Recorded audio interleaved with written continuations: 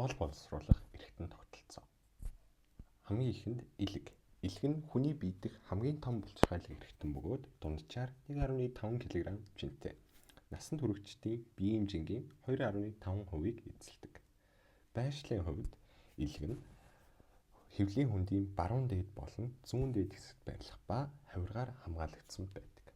Анатомийн хаваагдлаар илэг нь гүн хувилуудаар 2 том дэлбэм баруун ба зүүн болон 2 жижиг дэлбэм квадрат ба кауда дэлбэм болж хуваагддаг. Энэ ихэвчлэн байршил зүүн буюу топографийн ач холбогдолтой байдаг. Илэгний үүргэнд цусны ихэнх сивэнгийн ургуудыг үүсгэдэг А, Д, Е, К зэрэг өөхөн дуустдаг амин дэмүүдийг хадгалж хувиргадаг. Төмөр цэсийн солилцоо нөөцлөлт ялгаруулалтанд оролцдог. Им хорт бодисуудыг эсэлтүүлэлт болон холбох урлалын замаар задалдаг. Нүүрс ус, өөх тос, уургийн солилцоонд чухал үүрэгтэй. Шүүрлийн буюу эксокрин үүрэгтэйгээр цус ялгаруулдаг. Дотоод шүүрлийн буюу эндокрин үүрэгтэйгээр дааврын бүтцэд нөлөөлж тэдгэрийн үйл ажиллагааг зохицуулдаг. Илэгний цусан хангамжинд илэг нь давхар цусны хангамжтай. Онцлог эрхтэй. Тэр хоёр цусны судас нь үүдэн вен буюу portal vein, илэгний артер буюу hepatic artery ордог. Эдгээр судаснууд нь илэгний үүд буюу porta hepatis хэмээх хэсгээр илгэнд ордог. Portal vein-ийн цус нь хүчил төрөгч багтааж хоол боловсруулах замаас шимэгдсэн шинжижэл, хорт бодис, дэлгүүнээс ирсэн цус, задралын бүтээгдэхүүн, нойр булчирхай болон хоол боловсруулах даавруудыг агуулдаг. Илэгний артер нь хүчил төрөгчөөр баялаг байдаг. Эдгээр судаснууд нь цус дамжуулах суугийн хамт илэгний үүдэн гурвал буюу portal tract гэдэг бүтцийг үүсгэдэг. Заримдаа тунгалын судасд мөн багтдаг. Эдгээр нь синусоид нэртэй судсан хөндийгээр дамжин илгэнд тархдаг бөгөөд энэ хэсэгт шимт хижээл хаягдал бодисын солилцоо явагддаг. Эцэст нь илэг доторх тунгалгын урсгалыг дагаж явъя. Энэ бол илэгний цусны эргэлтэд чимээгүй атлаа зайлшгүй чухал үүрэгтэй зам юм. Бүх зүйл нь дисегийн орон зайнаас эхэлдэг. Энэ бол илэгний синусоид ханаар дамжин цусны сивэн нэвчиж гипотоцит руу бүрэн орж амжаагүй үлдсэн шингэн хуримтлагддаг перисинусоид орон зай юм. Тэнд хуримтлагдсан шингэн нь тунгалаг шингэн болж хувирдаг. Дисегийн орон зайнаас тунгалаг шингэн портал бүс рүү чиглэсэн холбогч хэд рүү орсдог. Portal tract руу орохын өмнө шингэн нь молийн орон зай хэмээх жижиг зайд суулгадаг.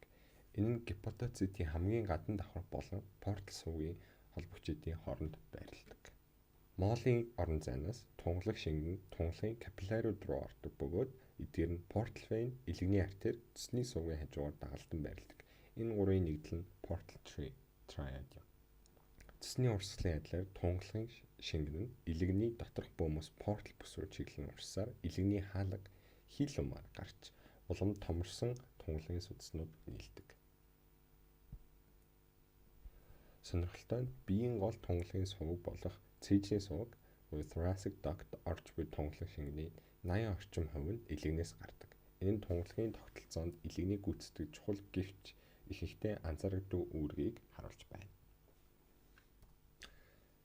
Эдгээр том олон өнцөгтэй эсүүд нь илэгний эсүүдийн 80%-ийг бүрдүүлдэг бөгөөд сонгодог илэгний дэлбэний салбарсан нэмгэн хавтгайгаар байрладаг. Ихэнх гепатоцитууд нь төвд байрласан том бөмбөтэй байдаг ба гол нь 2 бөмбөтэй. Насанд хүрсэн гепатоцитууд ихэвчлэн полиплоид буюу генетикийн ачаал өндөртэй учир илүү их ДНХ-тэй байдаг. Нэг гепатоцит нь 6 буюу түүнээс олон гадаргуутай. Хоёр нь дисегийн орон зайг харж байрлана. Энэ хэсэгт цусны шингэтэй бодисын солилцоо явагддаг. Бусад талууд нь хөрш гепатоцитуудтай нийлж цусны урсгалын суваг болох цусны каниликулум үүсгэдэг. Цитоплазм дотор гепатоцит нь олон төрлийн эсийн эргэтэнцтэй, олон митохондртой, барзар ба гүлгэр эндоплазмид ортой, Голжи аппарат, лизосом байдаг. Эдгээр нь бодисын солилцоо хорвоожуулах, ялгаруулах үүрэг гүйцэтгэдэг. Хоёр чухал эргэтэнцэр нь периоксизом, этанол зэрэг хорт бодисыг хорвоожуулдаг, нөгөөх нь гүлгэр эндоплазмид тор. Им болон хорт бодисын нөлөөгөөр өргөждөг. Эцэст нь гепатоцит нь гликаgon, липид, амин дэм Аг хадгалдаг ба цус ялгаруулах болон VLDL-ийг зэрэг бодисыг цус руу ялгаруулах үүрэгтэй.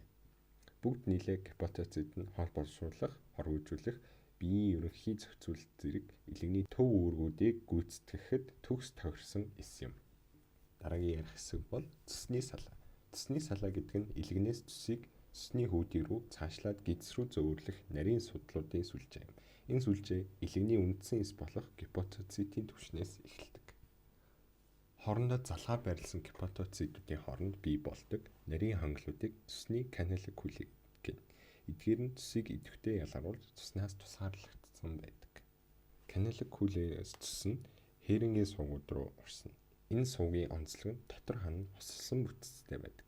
Нийтлэг байдлаар гипотоцит болон цусны сувгийн хучуур эс болох холонгиоцитоор бүрхэгдсэн байдаг.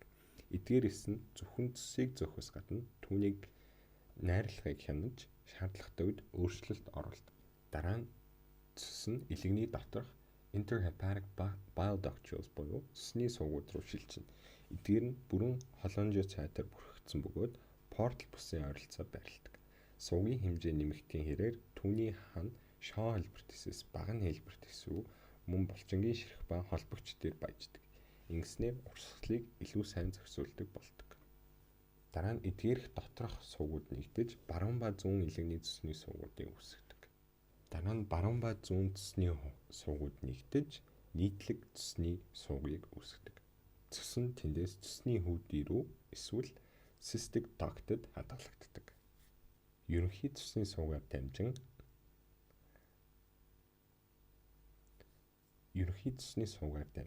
12 нуглаа гидс буюу дуоденум руу шууд урсаж болно.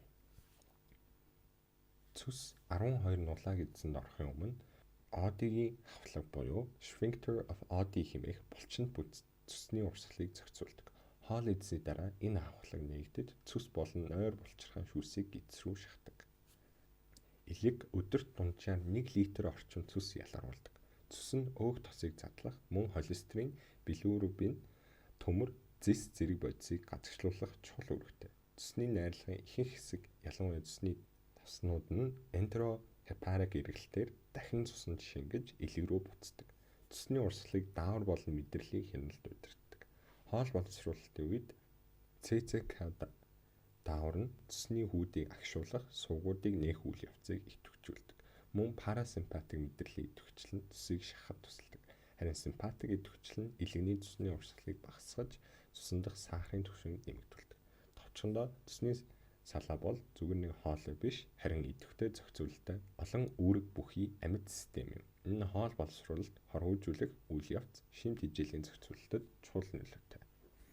Дараагийн ярих бол цусны хүүдий буюу gallbladder. Илэгний доор байрлах лир хэлбэртэй тэлэгдэх чадвартай жижиг уутан хэлбэрийн бүтэц бол цусны хүүдий юм. Энэ нь 50 мл хүртэл хэмжээний шингэн хадгалах чадвартай урагт үеийн өмнөд гидснээс үүсч хөгжөхдөө цусны салааны анх дахь дахианаас үүдэлтэйгээр бүрэлдэн бий болдог бөгөөд хоол боловсруулалтад чухал үүрэгтэй эрхт юм. Хэмжээгээрээ жижиг боловч цусны хүүдий маш чухал үүрэгтэй. Цусыг хуримтлуулж өтгөрүүлдэг ба илэгнээс цусны хүүдий рүү цусны сувгаар буюу cystic duct-аар дамжин ирсэн шингэн цус нь шингэрсэн хэлбэртэй байдаг. Харин хүүдийн дотор цусны усны 90 хүртэл хувийн шимж цусны давс холестерин, билирубиныг өтгөрүүлдэг.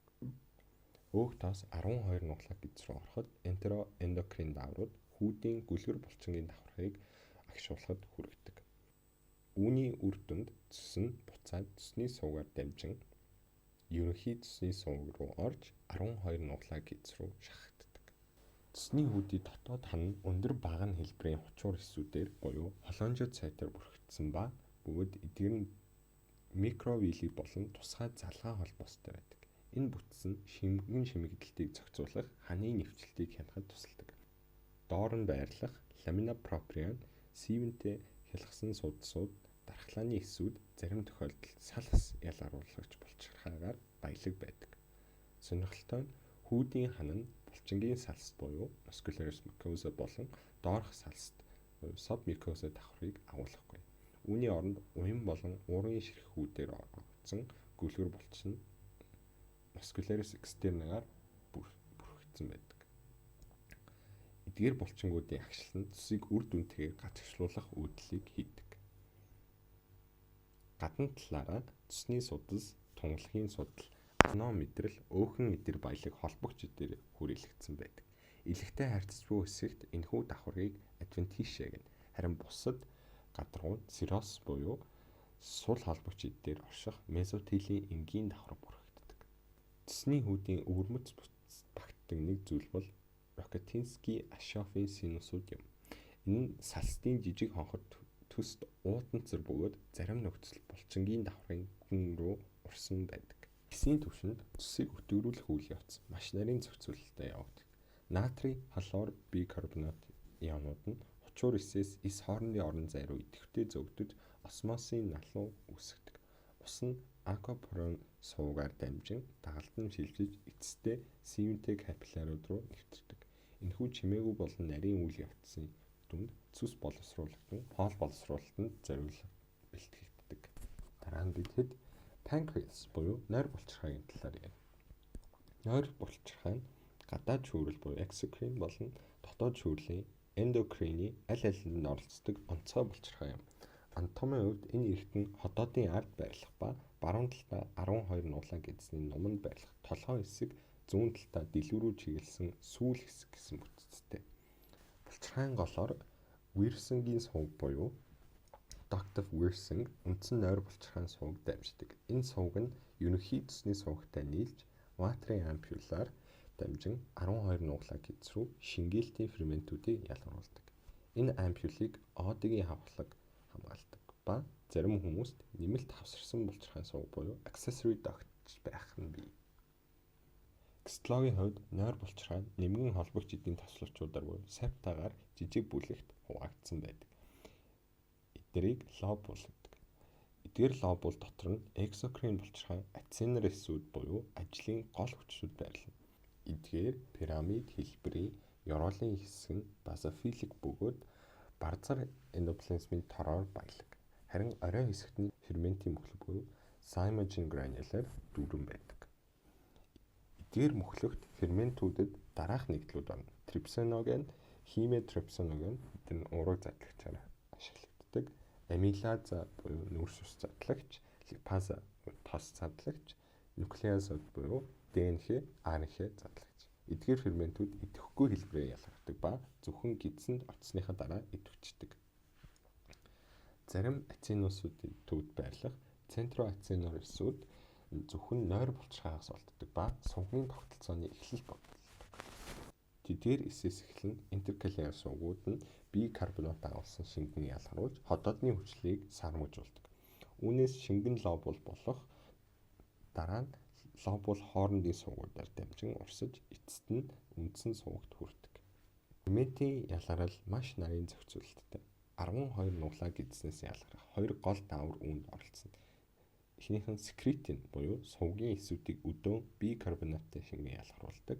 Дараагийнх нь холецистокинин буюу ацинар эсүүдийг өдөөн ферментэнд ялгаруулна. Мөн парасимпатик мэдрэлийн идэвхжил нь булчирхайн ялгаралтыг идэвхжүүлдэг бол симпатик мэдрэл нь цусны урсгалыг хянаж үйл ажиллагааг тэнцвэржүүлдэг. Сонирхолтой нь нойр булчирхай ердөө 1-2% нь эндокрин үйл ажиллагааг гүйцэтгэдэгч энэ хэсэг нь амин чухал юм. Эксокрин эдүүдийн дунд Лангерханы арал буюу islets of Langerhans гэж нэрлэгдэх цайвар бөөгнөрсөн эсүүд байрладаг. Эдгээр арал сүүл хэсгийн ойролцоо илүү нэг тархан байрласан байдаг. Лангерханы арал дахь эсүүдэд нь бета, альфа, дельта эсүүд ордог. Бета эсүүд нь 60-70% эзэлдэг ба инсулин ялгаруулж глюкозын эдүүдэд шингээлтийг дэмжин цусан дахь сахарын хэмжээг бууруулна. Альфа эсүүд нь глюкагон ялгаруулж глюконолиз болон глюконогенезийг идэвхжүүлж цусан дахь сахарын түвшинг нэмэгдүүлнэ. Дельта эсүүд нь соматостатин ялгаруулж инсулин, глюкагон мөн эксокрин шүүрлийг дарангуулна. pp эсүүд болон D1 эсүүд зэрэг бага тоотой байдаг ба бүс нутгийн үйл ажиллагааг зохицуулдаг тусгай эсүүдчд байгаа. Цусны урсгалч гэсэн зохион байгуулалттай. Цус эхлээд арал дахь альфа ба дельта эсүүдийг дайран дараа нь төвийн бета эсүүдийг дамжин эцэстээ ацинар хэсэгт хүрдэг.